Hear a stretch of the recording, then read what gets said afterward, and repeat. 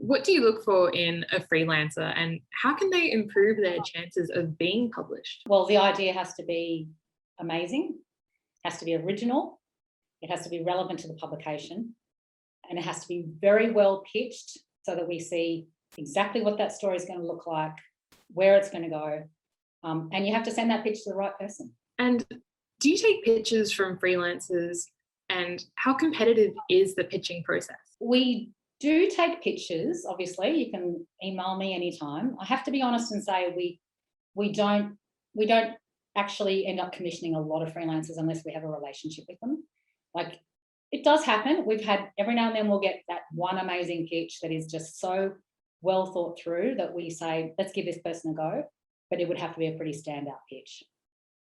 We get pre-COVID, 500 pitches a week maybe. That's a guess, but it's never ending. And I'm spreading it between myself, features director, senior editor, and executive editor. So yeah, we're probably all getting like 100 pitches a week, roughly. Out of those 100 pitches, how many would be taken? How many would you take another look at and try and further explore? We would maybe take, I don't know, one a month or two a month. Like, we have a roster of writers who we work with and trust, and they know travel intimately. So for you to break into that, I think we're slightly unusual, right? But for someone to break into that, they've got to have something really fresh, something really original, something that we don't have already have content on, and that's hard. And they need to have shown us that they've got other published work, and we look at their writing and make sure they've got the right tone for us. So it's not easy. Should freelancers accompany their stories with images, video footage, that kind of thing?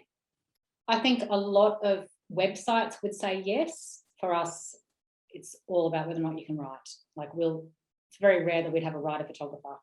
We believe in quality writers and we believe in quality photographers. Can't think of many that satisfy both. How important is a freelancer's social media profile in considering whether you publish their work or not? No, I wouldn't say. I mean, obviously we love it when our writers push out stuff they've written for us on their social posts. But again, it just comes back to the quality of the writing. Like, if you can write a beautiful story, or you can write an amazing listicle jam-packed with information that is really going to satisfy all of our search requirements and go crazy online. Do I care if you've got a social profile? Not so. It's not a be-all and end-all. How might a freelancer build a working relationship with an editor if they're just starting out? Well, I think choose your publication. If you're just starting out, you're probably not going to come to Qantas. You're going to go to a local newspaper, or you're going to go to a website where you know that they're looking for submissions, and you've got to build out your portfolio and just to get the experience that you need. And also I would say, okay, maybe it's not the editor.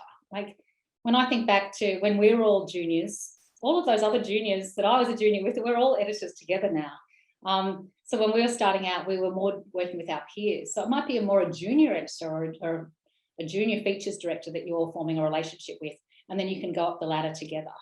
I think getting into, having a relationship with an editor is probably quite rare, and you're probably looking more features editor or someone who's actually actively commissioning stories. I mean, it's very rare that I would commission a story there. Are you looking for any freelancers right now? And if so, how might they get in touch?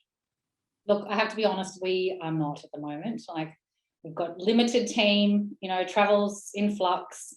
So I would say just hold your horses a little bit.